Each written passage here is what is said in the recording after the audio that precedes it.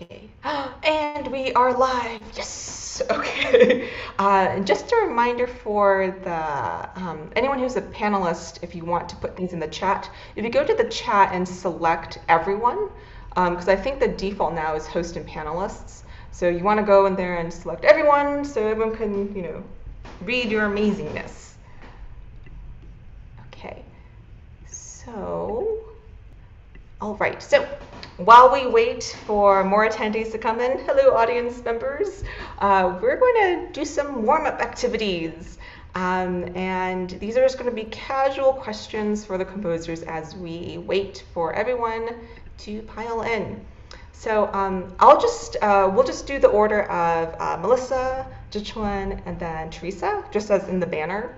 And my first casual warm-up question is since it's summertime, we're thinking about vacation. I was wondering, do you have like a dream destination of where you would love to compose? Like if you had a place, like your version of paradise in this world, what would that place be? Yeah, I guess I'm starting. So I'm going to be a little bit weird and boring about this. So I know there are so many amazing opportunities for composers to go on sort of retreats and all of these sort of amazing fellowships and places that you can visit. But I have found that I do my best work in a familiar environment in my home. So even though it's, I think that the idea of going to some place really special would actually in some ways distract me from working because composing it's like you have to shut out a lot of distractions. And I always feel like, going to an amazing beach or going to like the McDowell colony or one of these like really famous places where that, go into a forest, I would go to one of those places to get inspiration. But then I want to come home. I want to have my cats. I want to have my extremely maximalist study. And I usually want it to be about 2 to 4 o'clock in the morning. And that's when, that's like my composition paradise.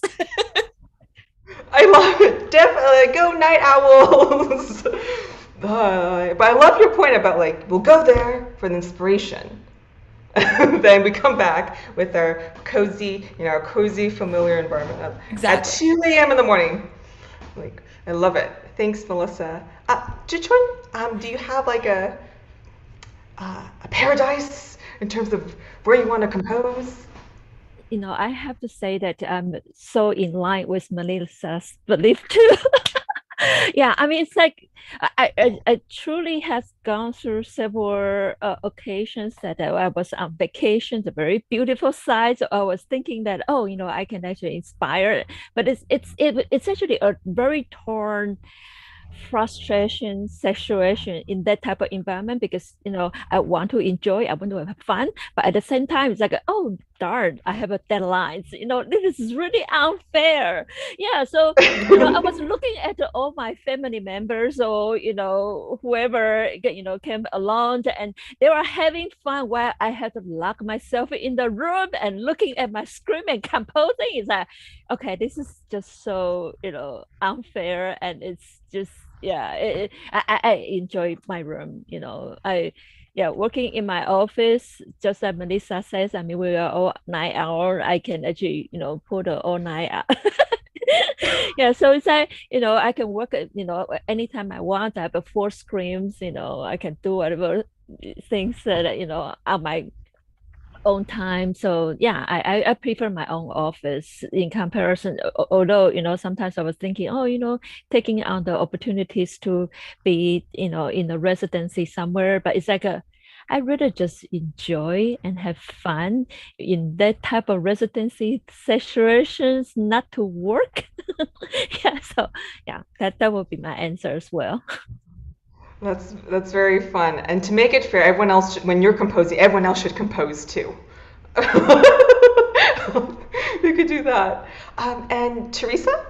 Yes, I have to agree. I do love being at home or my studio, which is near my home. I'm in Berkeley, and It's a very conducive place to work because it's familiar, it's comfortable, I have everything set up. I'm also a night owl, but I do kind of work maybe all day anyways, not just the night. But I have to say, I've done some residencies which I've loved, and I've really enjoyed composing in the dead of winter in upstate New York because I grew up there, but I live in California, and just that cold, the whiteness everywhere, and just being holed up. I love that feeling, but looking out and feeling like really inspired by nature. So anywhere near nature, also like by the beach or in a forest or in the hills, I would say the worst place for me would be a busy city. I'm just not that kind of a person and a composer and just sensitive to every single sound around me. So a quiet place, most comfortably and enjoyably my home, and or somewhere near nature. Thank you so much for sharing, Theresa. And I totally connect with you about the upstate New York, the beauty. It's like a winter wonderland, truly, when you look out, like when you look out the window. So thank you for sharing. Thank you all composers for sharing. That was a really fun warm up activity. We have so much in common already. We're composers. What can we say? Now I'm just taking a look at the attendees. We're actually going to go. We have a great number. Thank you, audience members, for being here at our spectacular event. I'm going to go ahead and say let's officially start this program. We have got a lot of fun, a lot of laughter in store for you. So without further ado, hello everyone. I'm super excited to welcome you to the Fourth Realms of Courage Composers panel. I am Angela Han, artist, musician, educator, and the facilitator of today's panel. And I have the honor of presenting three phenomenal composers, Melissa Dunphy, Chihchun Chi-sun Lee, and Theresa Wong. Hello! So before we plunge into all the fun I just mentioned, I'd like to take a moment to give everyone here more context about this event. So this composers panel is part of a larger project called Realms of Courage, Celebrating Asian Women Composers. This project amplifies composers who identify as Asian women through art inspired by their music and lived experiences. You can learn more about Realms of Courage by saving the link in the chat. So this project is funded by the San Francisco Arts Commission, otherwise known as the SFAC, and the Asian Pacific Islander Cultural Center, otherwise known as APIC. And these events, these amazing composers panels, are presented by Angela Han Art, LLC, and APIC through this year's 25th Annual United States of Asian America Festival, also known as USAAF, Generations of Power. So if you're curious to learn more about these organizations, you can again find more info in the chat. And to learn more about the composers panels, there are 5 total. You can also find a link in the chat. Okay, so some crucial shout outs here. Many thanks to the amazing administrators of APIC, Diana, TJ, Melanie, and Vinay for your support in making these panels happen. Much gratitude as well to our wonderful events associate, Samara, for making sure everything flows smoothly behind the scenes. And a huge shout out to the ASL interpreters who have ensured that these panels are accessible to our audiences. Today, I want to specifically thank Rob, hey Rob, and Mitchell, for their time, heart, and energy in interpreting this panel. Thank you as well to interpreters Nicole and Kristen for doing the very same during our past panels number 1 through number 3. So this is an important note here. Please note, Rob and Mitchell will be spotlit throughout the entire panel, so you will see them along with your panelists. And just a heads up, if you are on YouTube, the best experience for the ASL interpretation is actually on Zoom. So come join us on Zoom. And the last thing here is there are live automatic captions / subtitles on Zoom. So you can find this by pressing the CC button to the right of the Q&A button. Okay. I do want to acknowledge that I'm facilitating this Realms of Courage Composers panel on the unceded ancestral homeland of the Ramaytush Ohlone peoples, who are the original inhabitants of San Francisco Peninsula. I recognize that I am immensely privileged to celebrate the creativity and stories of Asian women, of the Realms of Courage composers, and myself on this land that is stewarded by the Ramaytush Ohlone, and which they have stewarded for generations. So please save the link in the chat that will lead you to supporting the efforts of the Association of Ramaytush Ohlone, including land rematriation, ecological restoration, and upcoming arts and culture projects. Ooh, okay, so today we all have the chance to listen to these Realms of Courage composers and ask them your burning questions. So without further ado, I'd like to turn our attention to the composers.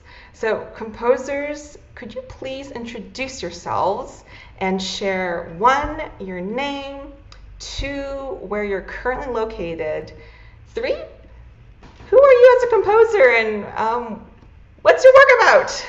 And number 4, if you can share with us a composition you highly recommend for us to experience, and include that link in the chat, that would be much appreciated. Shall we go backwards this time? We'll go Theresa, Chihchun, and Melissa. Sure. So hello, everybody. My name is Theresa Wong, and I'm a composer, but also a cellist and vocalist. So I perform a lot. My work, well, I'm based in Berkeley, California, which is where I'm speaking to you from. And my work as a composer encompasses a lot of different directions, but I would say some of the main areas would be improvisation, and multimedia work. Now, I do everything from very scored out things for ensembles to very open-ended structures that involve theater or video or visual art. And so it's quite a broad range. And so the link I'd like to share with you, which I'm going to put in the chat right now, is a piece called As We Breathe. And this is actually sort of the first version of something that I'm currently developing more, which is a form that I call an installed song, which is a song form that involves a video, but also kind of movement and visual presentation of a song that would ideally be experienced in a space. This was done during 2020, so it was by necessity a video piece that was streamed online. And the piece also works in a tuning system called Just Intonation, which a lot of my work explores. And this is an alternative system to 12-tone equal temperament, which a lot of the music that we listen to, whether it's in pop or rock or classical or folk music, is in 12-tone equal temperament. But there's a whole world of music that isn't, that's just not as well known, both in ancient music and folk music and in modern music. But I'm really interested in developing the harmonies, the new harmonies that are possible with that system. Thank you, Theresa. Chihchun? Hi, my name is Chihchun Chi-sun Lee. I'm actually located in Seoul, Korea now. So it's the evening in your time in US, but it's early morning for me. Not really early, but yeah, morning for me. Yeah, and who I am as a composer, I'm a Taiwanese American composer, and I grew up in Taiwan, lived in US for more than 17 years, and also live in Korea for 12 years. Very fun, diverse, I guess, background. Let's see, one thing that I did a lot that might be a bit different than others, maybe a little bit, is that I've been working with traditional Asian instruments since 1992. Yeah, so I probably have I think it's more than 50 pieces actually has written for Chinese traditional instruments or Korean traditional instruments or Japanese traditional instruments. So that's kind of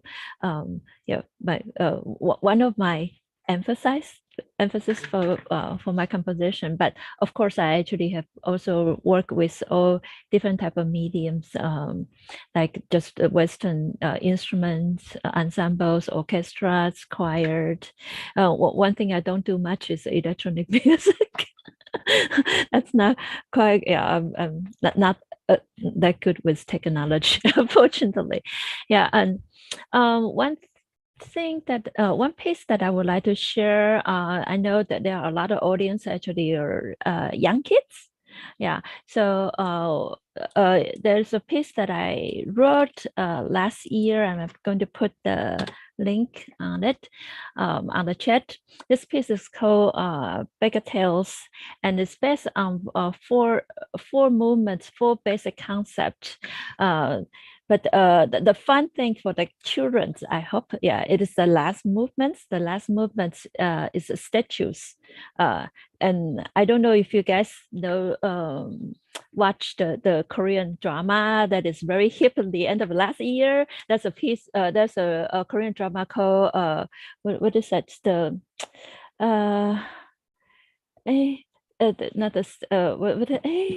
Oh my God, I can't remember. I forgot the name of it. It's a very famous one. It's the one that they are talking about the games, the statues games. Yeah. Oh, help me out here. Squid Game. Yes. Yes. Squid Game. Oh, come on. I can't believe it. Yeah. Seafood. I don't know. Like nothing. Yeah. So, if you actually watch a Squid Game before, you probably know about how to play the games of the statues, and in the fourth movement of this piece, I actually used the idea of the Squid Game. Yeah. So, and I kind of abstract all different countries, they all have different type of a statues game, and in their language, some even with singing, etc. And now, of course, like in Taiwanese, we are like a 技能沙 that's how we say it. We just speak it. But in Korean, it's like a it's singing. Yeah. So Japanese is also singing too. So there are a lot of different ways, like, so I use like the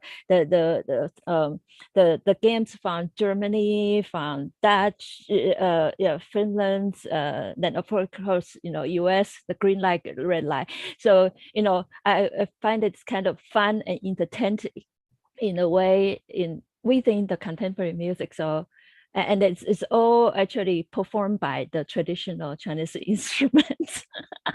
So that's kind of everything all mixed up together. It might be kind of fun. I hope that people will enjoy it. So that's kind of the type of things I've been doing, and I hope people will like my music. Thanks.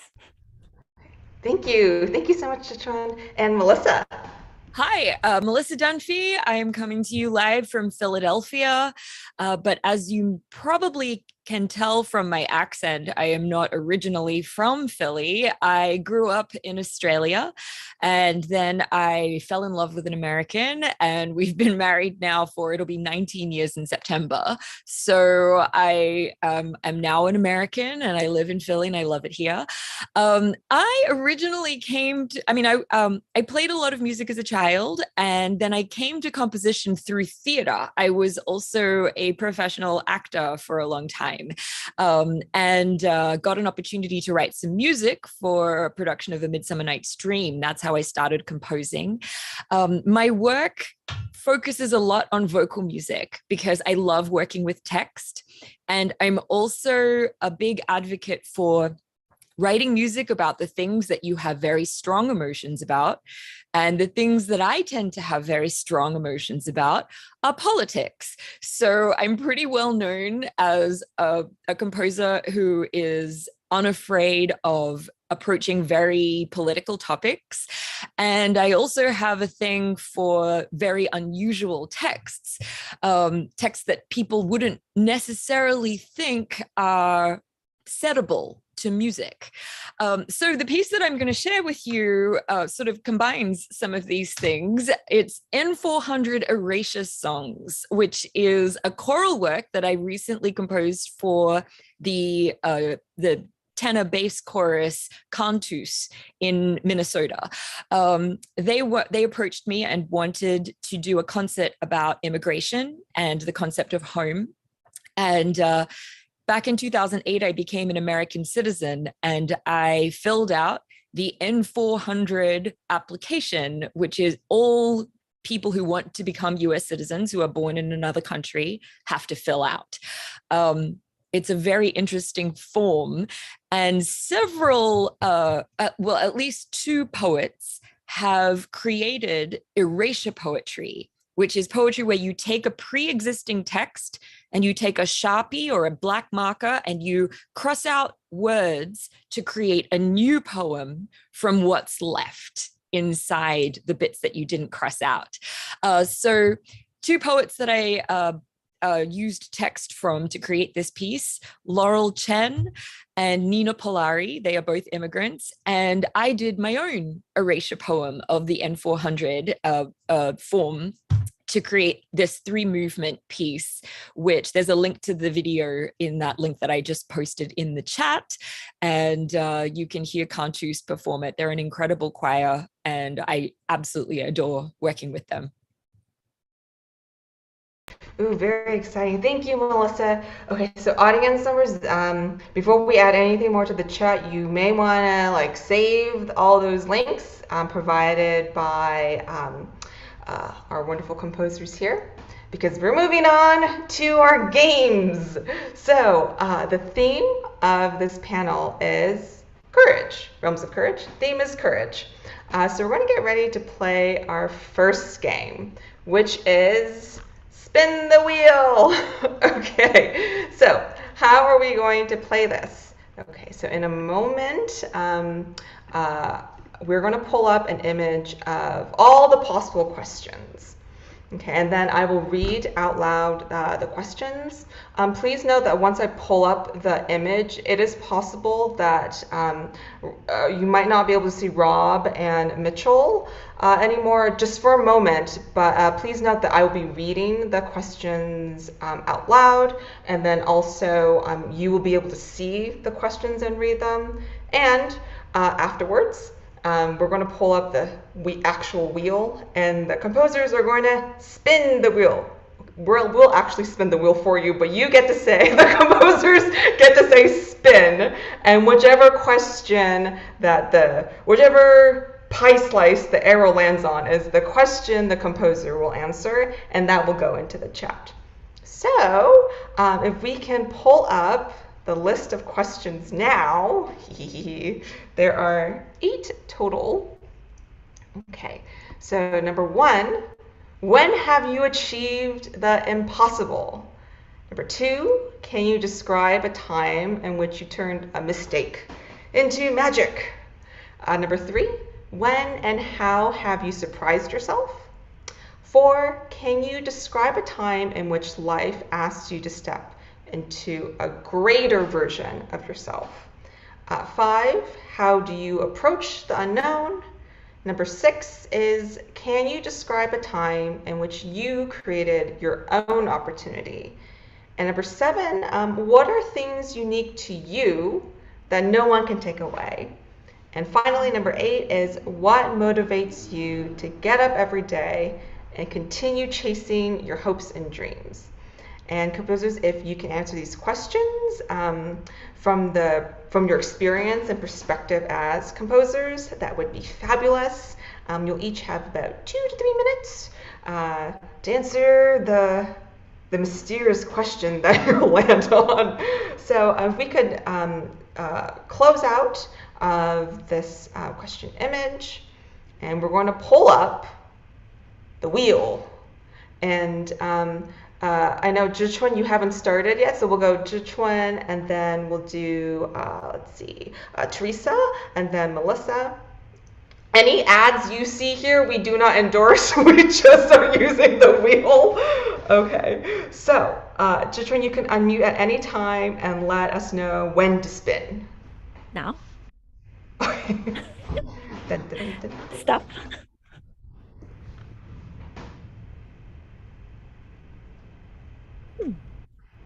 Okay, you got question number 4. So we're going to close out of this.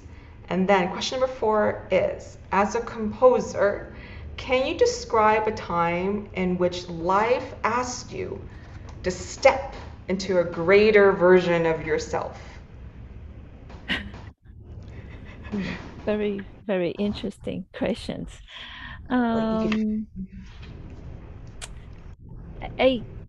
guess it's actually the time that when I make the decisions that I'm taking on to be a professional composer to why departing from teaching, full-time teaching. I think that's actually what was a very I guess for many people maybe they feel it's kind of risky, but for me, I think that I more enjoy my new me now, as a full-time composer, just to work with commissions and collaborate with musicians and artists like you.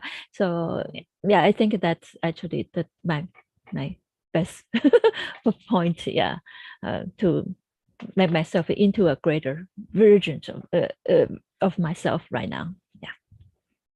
That's marvelous. So like doing what you truly want to do. Yes. I'm so happy for you. Thank you so much for sharing, Chihchun. And we're going to bring back up the wheel. And I said Theresa, right? I said Theresa. Okay, so we're going to bring back the wheel. And this time, Theresa is going to tell us when to spin. All right, go ahead. Okay. Just give us a second. Oh, let me see. Is the are we okay with the picker with the wheel? Let's see. Let's give us maybe one second more. Might be some technical difficulties.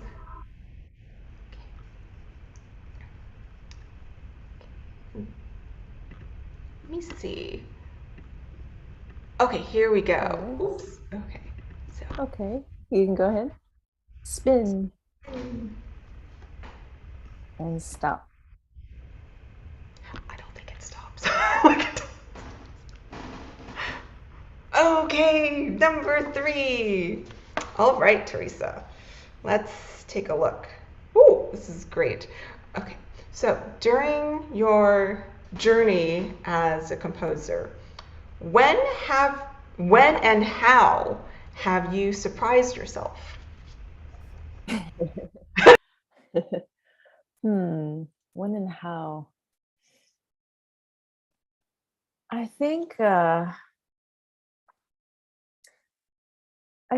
taking on ambitious projects that required sort of wearing every single hat, which was intimidating at first. So, for example, producing a performance of a piece of mine called The Unlearning at Roulette in Brooklyn, which was a while ago now, 2013, I believe, where I realized I needed to raise a lot of money for that because the money wasn't quite enough for what my vision was.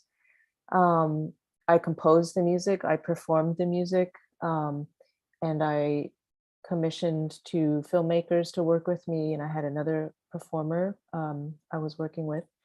And I think having to just put on every hat and do all of that, and to really take care of all the details and follow through, I feel that I really kind of afterwards I was quite surprised, because in the beginning it seemed so daunting, but I was also really blessed to have a lot of people step up and help me, even though, you know, the bulk of the weight of the work I was, you know, kind of the person in charge to pull. And those kind of situations, you know, I learned so incredibly much how to do different things. And I feel like anytime something seems really like scary or impossible, or you don't know how to do it, that taught me like, oh, I can do it. Like, even if it's really intimidating, I've done this, and that showed me that it's not impossible. It just takes time. It takes work. But if you really believe in your project enough, it's all the better, because you're going to come out of it with a huge new set of skills and meet new people along the way and resources. And you're going to feel more empowered to realize your vision. Yeah. I really love that having a point of reference that you've done something really hard before, and then when you come up to another challenge, you're like, scary, but wait, I did that before. I think that's a wise piece of wise technique or method of taking on challenges. So thank you so much for sharing, Theresa. Okay, so we're gonna do Melissa. Hi. Time for you to spin the wheel. Let's bring up the wheel. Okay, and then yes. Spin. Woo.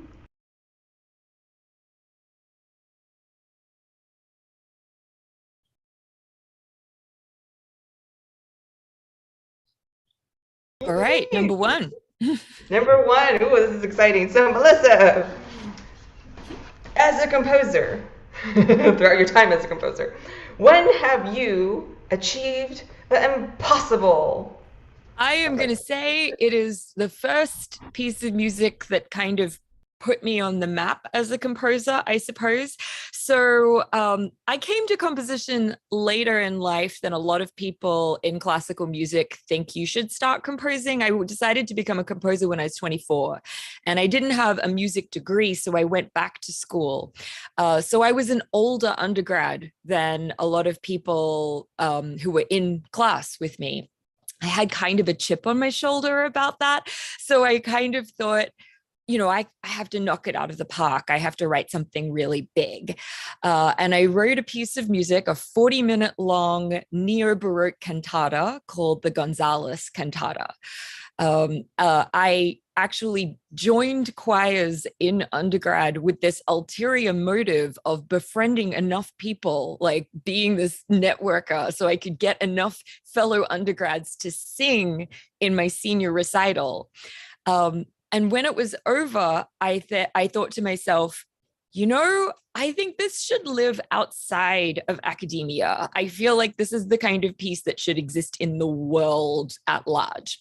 So I did sort of an impossible thing. I staged a production of it in the Philadelphia Fringe Festival. This was in 2009. I graduated. Then I spent 6 months mounting this production here in Philadelphia.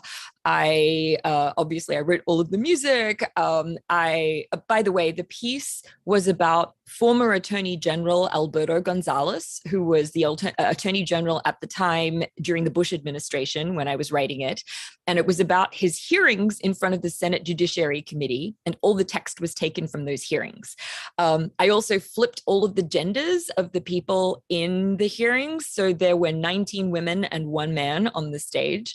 And I mounted this production. I conducted it. I produced it. I directed it. I financed it on credit cards. I wasn't sure what was going to happen with it. And I spent 6 months doing publicity. And long story short, the day before we opened, it got picked up by the Wall Street Journal, and overnight it went viral online. I was in the Huffington Post and in Harper's Magazine and in the Atlantic. And then that following evening, it was on Fox News National. And then that night, Rachel Maddow did a 5-minute feature on the piece, which was absolutely the wildest thing to ever happen to me, certainly up to that point. And yeah, there's always this thought in my head. I mean, I feel very powerful thinking about the fact that me, a composer, fresh out of undergrad, not quite 30 yet, wrote a piece of music that was neo-Baroque, kind of a concert opera, that for one evening after Rachel Maddow aired her segment, it was #1 on Google Trends, above like footballer scandals and celebrity gossip. And that, it's kind of buoyed my sense of self-worth in a way that it's like, hey, anytime I think something's impossible, I look back at that and think, impossible is relative, and it's not absolute. Actually, it's never absolute. So yeah. That's fantastic. So audience members, go ahead and achieve impossible. Go for it. And you could be at any age. So kudos to all of you. Go ahead and do it now. We'll wait until after the panel. So thank you, composers, for playing Spin the Wheel. That was a lot of fun, and genuinely appreciate all your answers. You've already given us so much wisdom already, from like pursuing your heart's desire to like tackling challenges and reminding yourself of your own power. So thank you so much. We're going to move into our second activity. This is going to be great fun too. Audience members, you're welcome to participate along. It's going to be what's called fill in the blanks, themed treasure hunt. So the composers, you all get a sentence from me, and you'll all fill in the blank. And audience members, you can fill in the blank too. And it's going to be great fun. So without further ado, and I think we'll just go with the order that we started with. So we'll do Melissa, Chihchun, and Theresa, and then I'll flip it around after each sentence. So, okay, so it's time for a treasure hunt. Okay, you are looking for inspiration. That was really fast. Inspiration. What? Chihchun? Opportunities. Ooh, opportunities. Oh, that's very good too. Theresa? Magic. Magic. Wow, we can all go on an adventure together and find all these three things. So we got inspiration, opportunities, and magic. And actually, composers, I think you could feel free to keep yourself unmuted, because this will go a little bit faster than the wheel. Okay, so question number 2, and let's do Theresa, Chihchun, and Melissa. So you get to bring one person to guide you on your journey. So you bring blank because of blank. Theresa, who do you bring to find some magic? My inner child. That's very good. Bring your Is that okay? integral. Should I name? Yeah. Oh yeah, that's very integral. That's person. Okay. And how about you, Chihchun? My mom. Now I was thinking about my mom or my husband, but I think my mom, yeah, because I mean, she is the person know how to bring me out of the black holes. So like, every time when I'm, feel that I'm a failure or whatever, she would be the one there for me. And it's a magic touch of mom, I guess.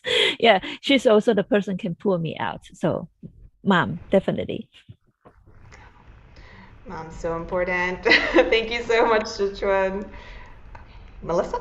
I'm going to pick the one that Chihchun didn't pick, which is my husband. And actually, like, the biggest reason is when I'm metaphorically looking for treasure in my everyday life, inspiration in my everyday life, he is the one who I tend to get very hyper focused on things. And sometimes to my detriment, I forget to eat, I forget to sleep, I forget to do all of the things that you actually need to survive in corporeal form on this planet. And my husband is always the one who takes care of me and reminds me, like sometimes he'll scramble some eggs and bring them to me and be like, you need protein right now.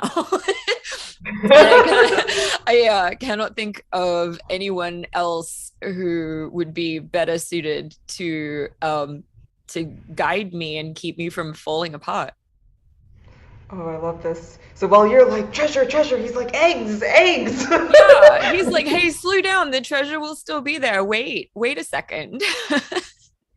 This is fantastic. Oh, this is so much fun. Okay, so we're going to continue on our adventure. Chihchun, we'll have you go first this time, and then Theresa, and then Melissa. Okay, so you're adventuring happily towards your treasure when suddenly you realize you're lost. You find your way again by finding a GPS.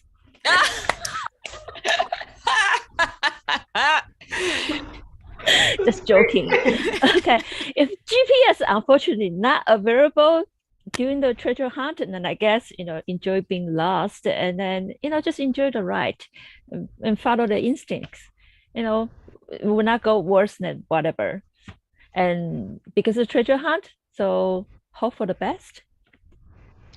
Oh, that's I really appreciate that. Like if you're lost, nothing to worry about. Just enjoy it. Thank you so much. I really appreciate that answer.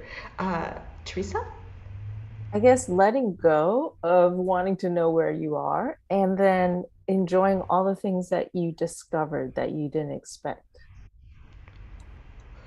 Another appreciation for that ties in so well with and I spent a year living or 2 years living in Venice in Italy, and that's a place where you cannot not get lost. No matter how many times you walk the same route, every day I would get lost. And so that was a good lesson to just like, well, I just don't know where I am. And wow, there's something new I've never seen before.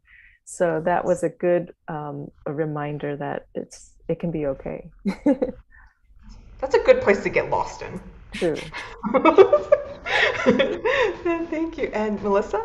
I'm reminded of that cliche, not all who wander are lost. In some respects on any journey, lost might be a meaningless word, especially when you're looking for treasure, because how do you know where it is? Like, are you looking for treasure because it's on a map, or do you even know where the treasure is? So how can you be lost? But I certainly had times in my life when I have felt lost, specifically looking for inspiration. And one of the things that I do is take a nap. And if that doesn't work, find a map. So I mean that in the sense as a composer, sometimes when I get really focused on finding inspiration, I forget that other composers have probably given me paths that will help. And I tell this to my students all the time. When you are really lost, go listen to some music, which sometimes as composers we forget to do because we're so focused on making our own music. Go to a concert, even in a completely different genre. Go to a rock concert, go to a dance concert, whatever it is. And it's amazing the number of times I've done that and then gone, oh my God, there's a map. There it is. Oh, I know where I am. Okay, cool. Come back home. Keep looking. Oh, yeah, I love that too. Like always remembering that you're not like the only person that there are people around you who are creating, then you could feed off from each other. I think thank you for that. I think that's very important to remember, especially being a creator and it's having frustrating moments where we're like, trying to figure it out. Yeah. Thank you so much. Now we're going to. Actually, we'll do this again. How about we for question number 4? Melissa, we'll just start with you again, Melissa, Chihchun, and then Theresa. Does that work well? Great. Okay. And then so Number 4, uh-oh, you're confronted by a troll that tries to make you feel small. You defeat this troll by getting real mad and yelling at it. So this is actually kind of a secret that I like to whisper about. Some of the best art and some of the best not even just art, but like decisions you make in life are fueled by spite. You know, like those stories of like, someone told me I couldn't do something and I said, oh, really? And I made it my entire focus for a while, and I became like the thing that they told me that I couldn't do. There are so many stories like this. I don't know if I'm a particularly spiteful person, but I definitely, when somebody tries to troll me, so to speak, I will often use that as fuel. Like, you know, oh, give that to me. I will grow stronger than you can possibly imagine for you attempting to do that. So yeah, use it. strong piece of advice, like the defiance, like Yeah. Thank you. Well, that was great. Chihchun? My answer is kind of bizarre, I guess. Yeah, I mean, okay. Sometimes I feel that being small is actually not a bad thing. You know, even going through the trial, you know, when sky falls, there are told people to bracket for you. Why not? You know, who cares? You know, it's different way of looking at life. Yeah, why have to always, you know, be overcome? Yeah, I know. I mean, we do need to overcome some situation, but sometimes it's not always successful. So what? That other people take care of the business and you enjoy the ride. Who cares? You know, next round around, you go over it. Yeah, I mean, that's just my thinking. Crazy. I don't think that's bizarre at all.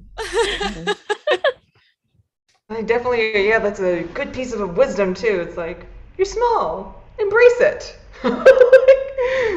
There's another way around the troll. Thank you so much, Chihchun. And then Theresa. I think, you know, sometimes trolls are like people who are really close to you, and that's the hardest because I mean, I'm specifically talking, you know, sometimes I have family who don't quite understand what I'm doing, and I love them dearly. And this is just something I think a lot of artists deal with. And you might feel belittled by them or put down because what you do doesn't earn enough money, you know, and live up to the expectations they have. But I think like Melissa said, it kind of makes me hunker down and I just like go inside and I'm like, I'm just going to keep doing this because it's so important to me and I love it so much. And it's not just to, I mean, not to prove them wrong, but just to prove myself that like this passion is big enough to survive that. But also, I sometimes remember, you know, when you get just something, you know, nasty thrown at you, you just say, it's not me, it's them. That comment or that treatment has nothing to do with me. It's really about the issues or the frustrations that they might have. So it's sort of like, just give it back. Yeah, thank you. Thank you. Oh, thank you so much for that, Theresa. And yeah, like I love that you mentioned that. Like, not all the trolls in the world are people you don't know. Oftentimes, they do come from your inner circle. And I mean, like it. all the respect to my family. I don't, you know, and I don't want to like put them down, but I'm just saying that because there will be people who are listening right now who are going to have to confront that. It's very common, and I think especially in cases of like traditional Asian upbringings. Oh yeah. Choosing the path of an artist is not one of those things that is commonly accepted and valued, and that took me a long time to get that troll, you know, distract that troll. It comes back all the time. And it's harder because you love and you hold so dearly these people in your lives, and the struggle of like, oh, I love you, but I really love what I do too, and I have to, having to honor myself, and also, live day to day with your inner community. It's tough, but courage. That's why that's why the theme is courage. Okay. Well, we have one final question, and if we can go Theresa, Chihchun, and Melissa for this activity before we go into the Q&A. So yay, you've reached the treasure. We found your inspiration, your opportunities, and magic. What do you treasure most about yourself as a composer? I think for me, it's open-mindedness. I don't like to sort of say, well, this is what I do and this is what I do. I feel like I'm open to doing everything. And of course, that has the dangers of not doing anything well or scratching the surface and not going deeply into things. But I know when I take on something, no matter how new it is, that I do my best to dive into it really deeply and make it my own. And I think just being open-minded is sort of what I hope my art can also help other people to do, and just to see things in a different way. Beautiful. Thank you, Theresa. Chihchun? For me, I treasure the most being a composer is to have fun. Really, I mean, if I don't have fun, why bother to do this occupation? It is the hardships, and truth be told, I always tell it's not a good way to mention this, but yeah, I kind of encourage my kids not to go into arts and music because I know how difficult it is. But at the same time, I also tell them, I say, if you're up to it, we are fully supported. If you actually have the patience for it. And so it's like, for being a composer, how I can go through so many years is really, I mean, I just having fun, and every project for me is a new adventure for me. I'm doing treasure hunt each time, kind of, and then I'm looking at research for all different type of materials or techniques, etc., to enhance my skills every time.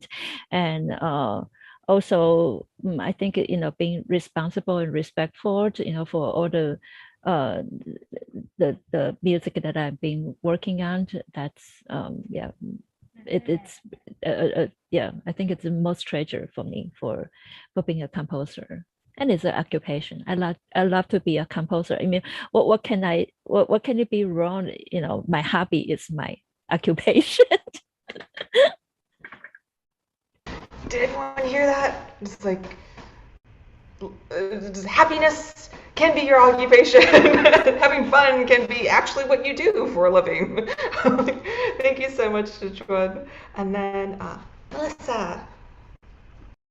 The thing I treasure most about myself is that I have a wide array of experiences and interests. And in some ways, this comes full circle to the story I told before about being an older composer, wondering if it was too late for me to start, wondering if I'm already over the hill at age 26 to even do this. Throughout my career, I have discovered that the fact that I've had other jobs before I became a composer, the fact that I don't have that sort of one-track conservatory trained music mind where all I want to do is music all the time and practice 8 hours a day and study music constantly, has helped me immeasurably in my career. It's where all of my inspiration comes from as a vocal composer. And all the experience that I've had outside of music, I've had so many jobs as an actor, in TV, in IT, in web design, in sales. Actually, all of these things have made me a better and more successful artist. And also crystallized that this is what I want to do. I never wonder what would the grass be like on the other side, because I went over there and I ate the grass and it was fine for a while, but it didn't feed my soul. So, I love to tell people, I love to tell artists, you need to live in order to have something to say as an artist. So don't think that it's just about the craft, that it's just about immersing yourself in one very specific speciality. Do everything that you love doing, and that will come out in your art, and that will give you something to say, that will give you the right in some ways to express yourself and have these opinions and put them into your music. I think that's also so fantastic. Thank you so much, Melissa. Yeah, I love hearing just do everything. Anything that was it sounds like anything on your bucket list, anything you've always wanted to do, just go and do it. So the composers here today, audience, have given us all permission. So go for it. Okay, thank you so much, composers, for playing those two very fun games. Your responses were incredibly inspiring. We are going to transition now to our Q&A session. So, audience members, this is your chance to ask the composers your burning questions. So, to ask a question, you will need to locate the Q&A button, which should be near the chat button. If you look at the Zoom panel, there's share and chat, and then there's the CC for the subtitles, and there's a Q&A. So if you click the Q&A button, you can type in your question and then hit return to submit. But please note that there is a way to ask a question anonymously. You would just need to type in the question and select the little box underneath that says anonymous, and then submit your question. Okay. I think that was pretty clear. So I'm going to give a minute or two for the questions to roll in. If we have more questions than we can get to today, I will just give you a heads up and let you know that we do need to end at 8:15 PT. And if we don't get through all your questions, we will find a way to respond to them in future programming. Okay, so we're going to give a minute or two.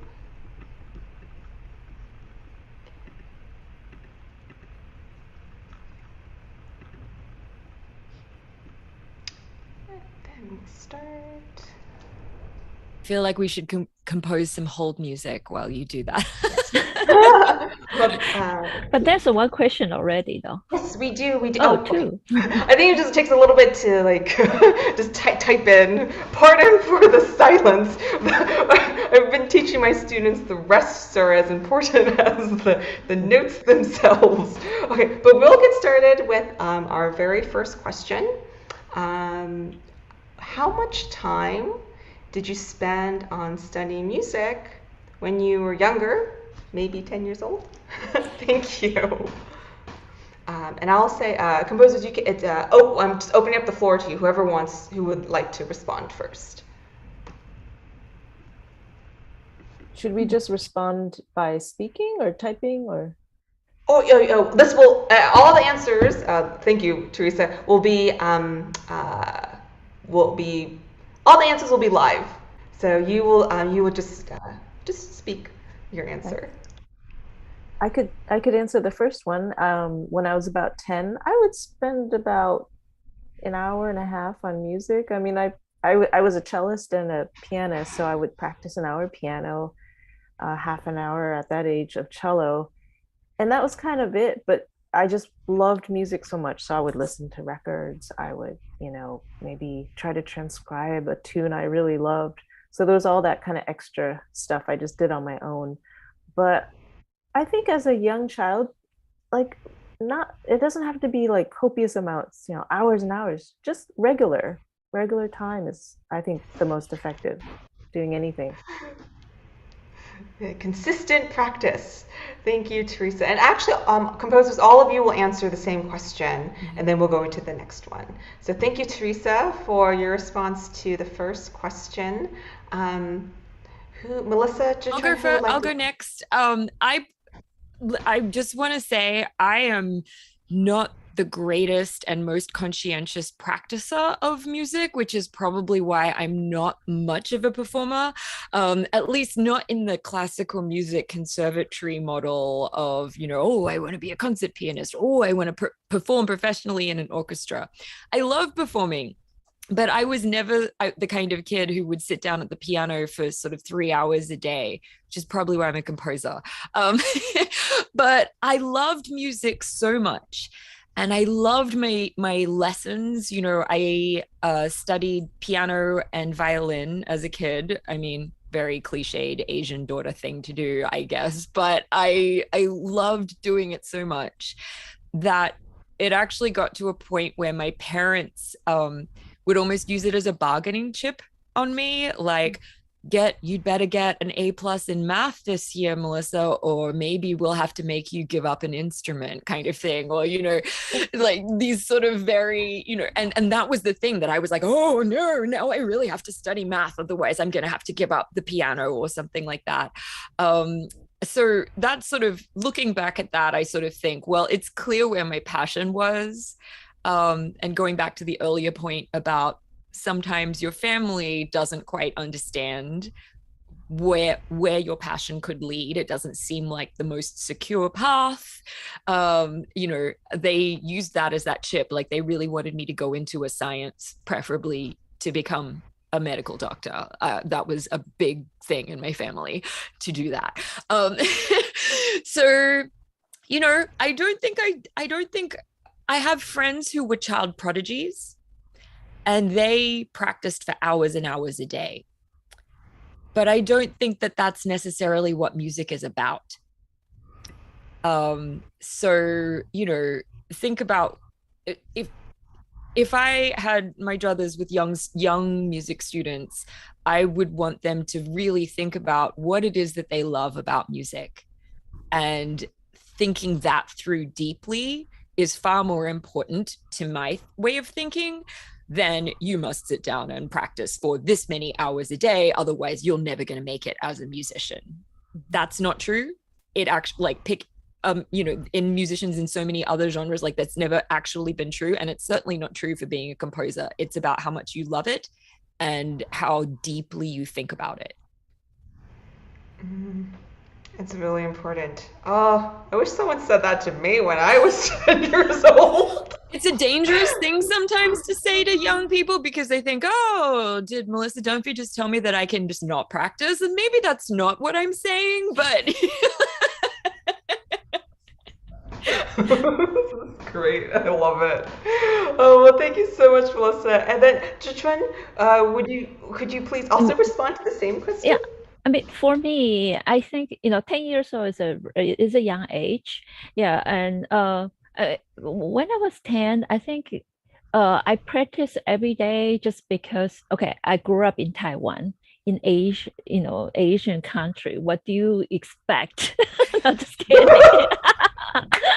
That's it's like, oh, every day, oh, you have to practice this amount of times. You do this, you do that, and and my parents worked really hard for me to actually, even let me have an opportunity to learn music. It's like, wow, that's my duty now. It's become like that way. It's like, okay, this is my responsibility, because I was the one initiate to get into music. So it's like, okay, then I had to take my responsibility to actually, do my parts, which is practicing. And I think the most important part for the younger generation is, 10 years is still very young. I mean, you probably still explore a lot of things, but any time that you find something that you might have a passion in, spend some time and explore it, and and also give yourself a little bit a period of time to kind of not just based on enjoyment, but also find out what it is about the arts, the music, etc.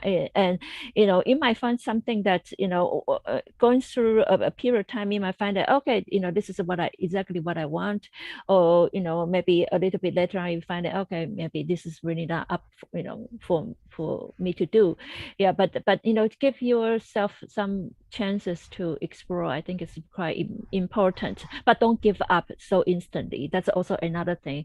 I do find that for the younger generation, they can change their minds instantly. They say, oh, today I want to do this, tomorrow I want to be an artist, yeah, the day after I want to be a scientist. That doesn't go, it's not going to work if that's the mentality. Yeah, so just stick around, explore it a little bit more, and then find out what type of things that you really have to go through if you actually are choosing to do that, not just for occupation per se. It might be just start from the enjoyment first, yeah, and then gradually develop into whatever might be suitable for you. I think that would be my opinion.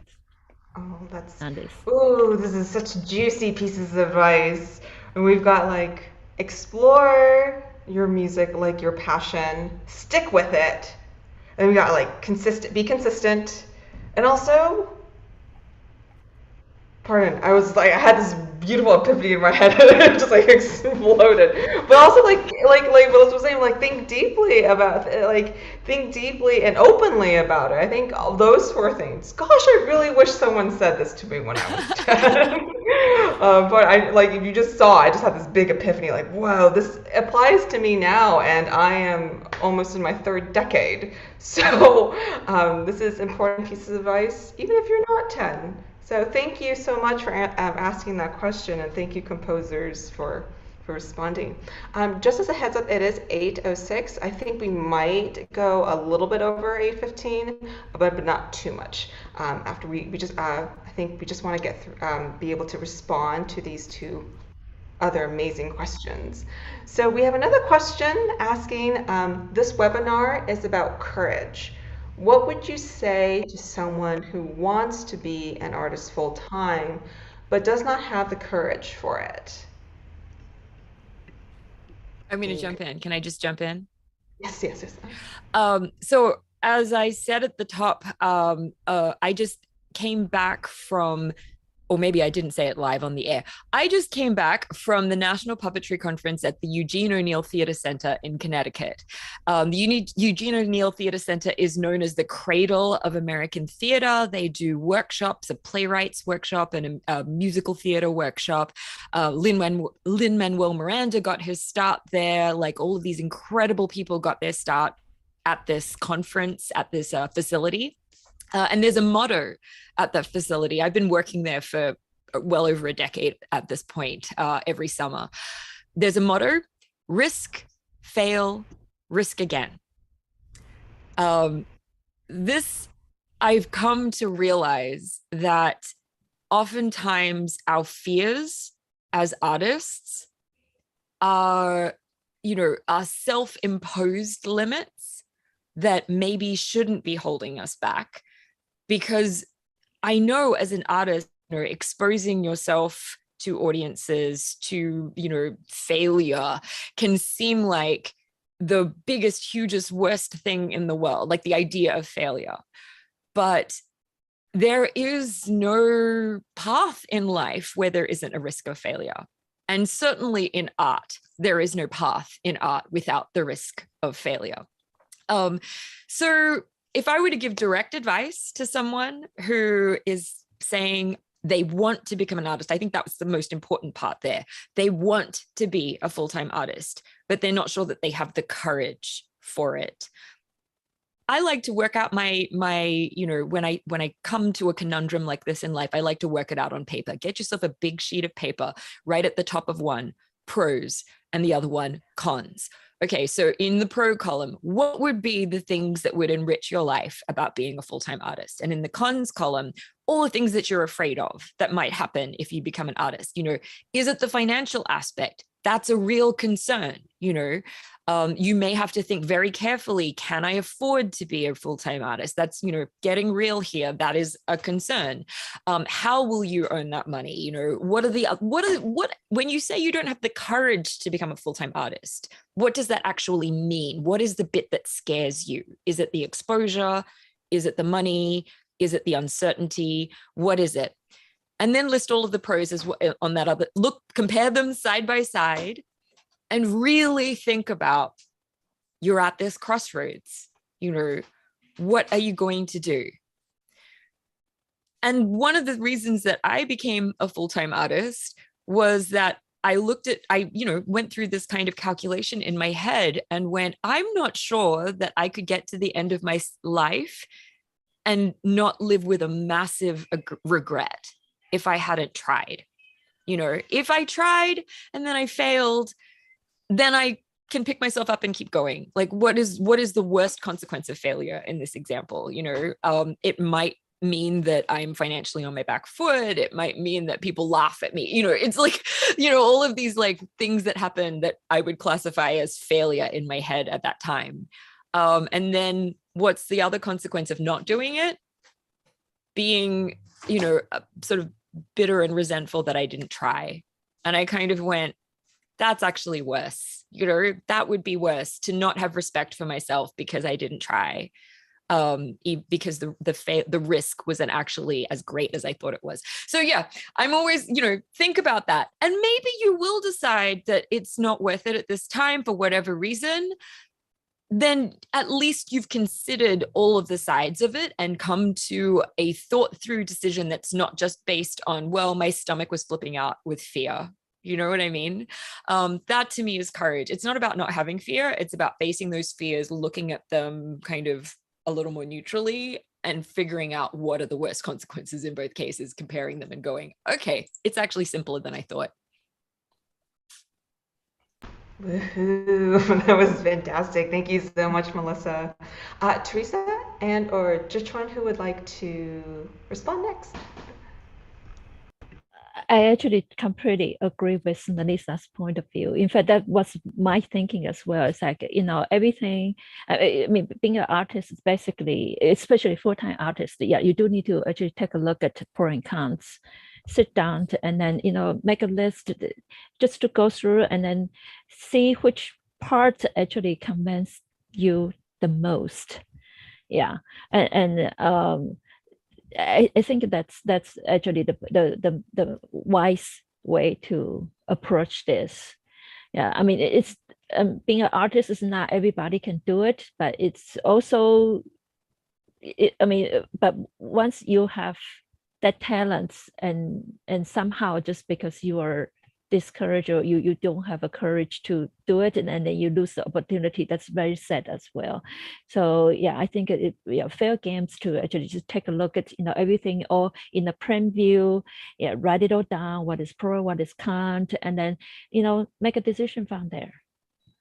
Being mature way to approach this, I think that will be the best. Yeah, I absolutely agree. Writing lists and being really specific about things, especially when it comes to things you're unsure about or afraid to do, that like puts a face and a name to those fears. That's really important because then you can actually confront them little bit by bit. When I read the question, it kind of also makes me wonder, what does it mean to be a full-time artist? Because it also, I just want to say, being an artist doesn't mean that you just get to do your thing all day. Like, we all have to do side jobs until your main thing maybe makes enough money. And I consider myself a full-time artist, but I still do things that I do to earn money, and that doesn't mean that I'm not a full-time artist. I don't consider myself any less of an artist because I do those things. It's part and parcel of what we have to do, and everybody's situation is different. But I think honor that part of you that's wanting it, and you take, small steps to grow it, to kind of tend that garden. Thank you, Theresa. That was just such great advice again. Like this union of your dreaming, your ambition, but also looking at the reality.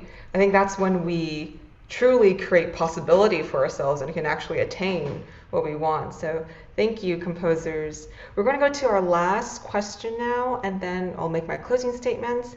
Thank you in advance, everyone here, for your patience and for allowing us to respond to this final question.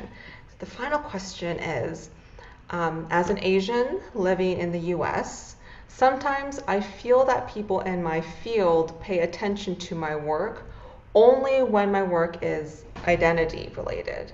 Have you had a similar experience?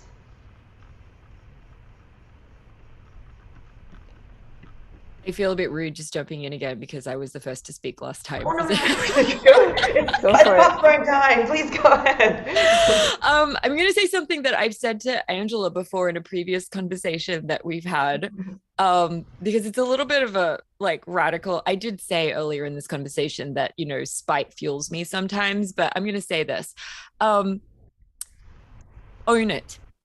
We have had hundreds of years in Western society of the only voices that are being allowed to define culture, to define music, have been white, cis, hetero, usually men. Hundreds of years of that.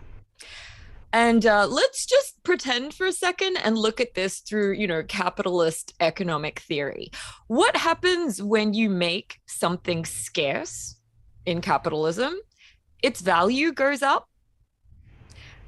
So we have now arrived at a point in the 21st century where suddenly outside perspectives, people have realized that outside perspectives have been scarce. Marginalized genders, marginalized identities our perspectives are scarce. So am I bothered by the fact that in some respects, our perspectives are right at this moment in time worth more? No, I am not bothered. Because the people who made those perspectives, my perspective valuable at this moment in time, are the people who've been speaking for 600 years. They made it this way. And now my perspective is worth more. And, I will admit at the beginning of my career, I bristled at being labeled a female composer, a woman composer, an Asian composer, a person of color. I bristled because I had this idea in my head that would pigeonhole me or my music in some ways.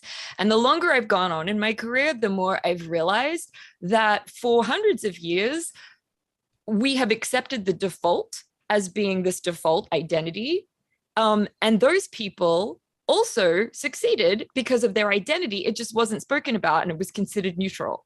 So there is no lack of identity. Saying that we, shouldn't have an identity is sort of meaningless. And I say, you own it. You own it. And it is not up to you to try to divest yourself of your identity, because guess what? Your identity is integral to your art, no matter what you're making. It doesn't have to be like a piece of music that screams your identity. No matter what it is, your identity is inside it. Own it.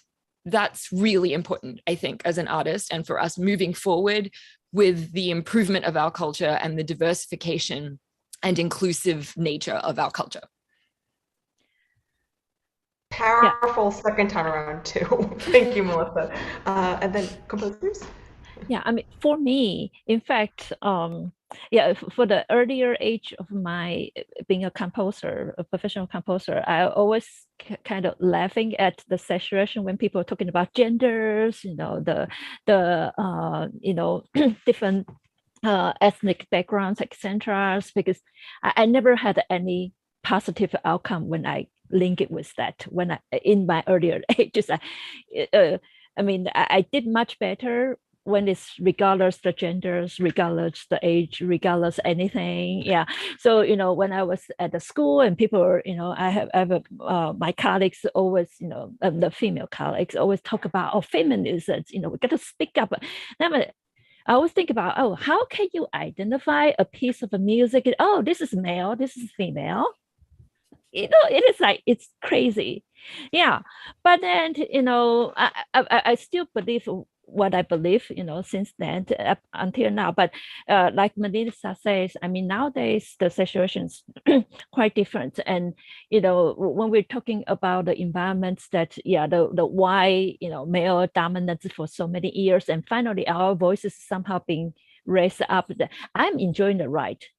I know that's the only thing I can tell you, that is that besides whatever that I can earn from my as a composer, that come from my previous reputations, etc. I'm now also enjoying the right to be called as an Asian composer. I'm enjoying the right to be called as an Asian woman composer. Yeah, more opportunities. Why not?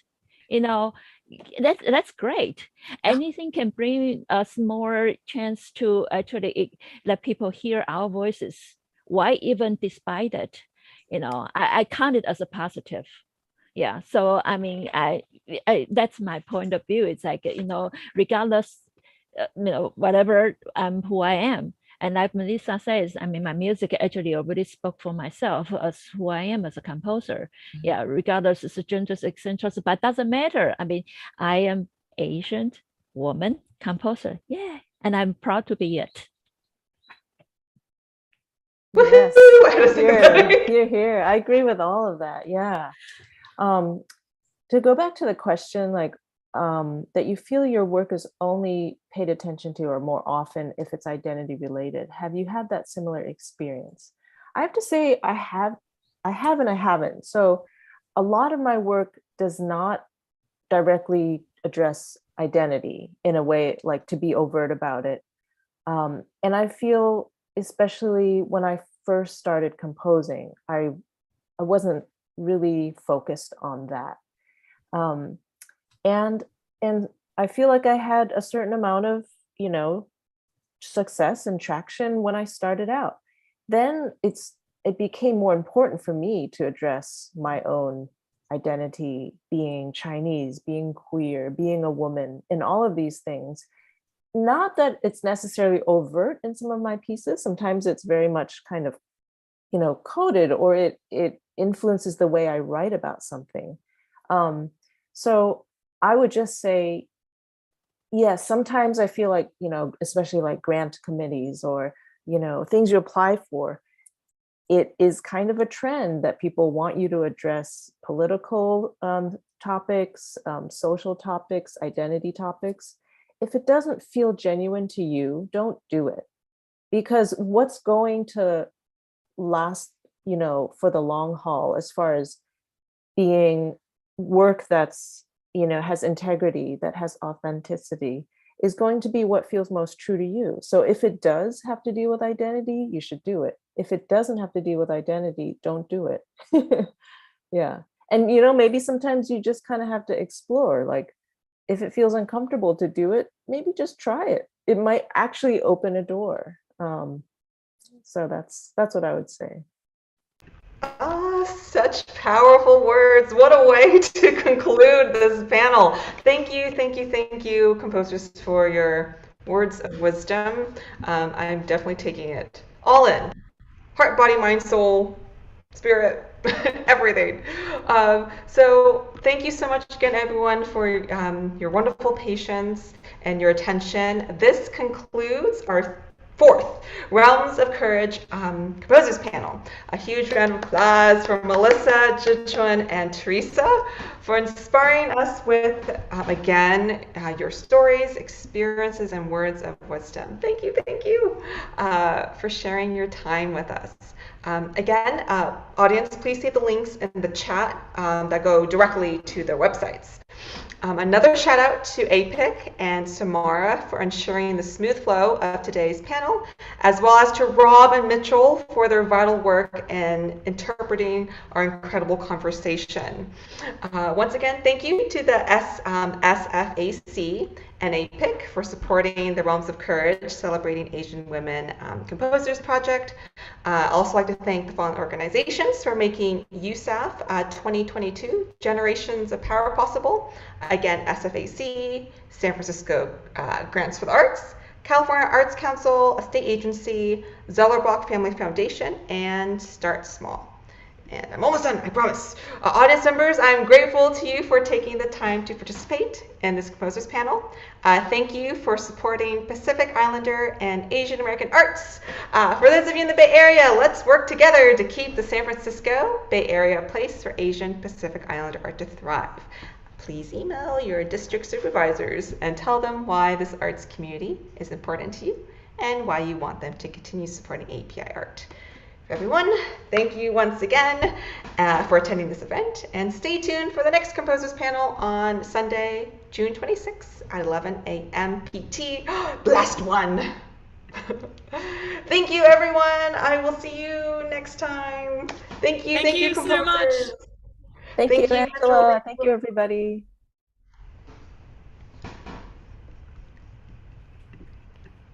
And then, APIC, I'm going to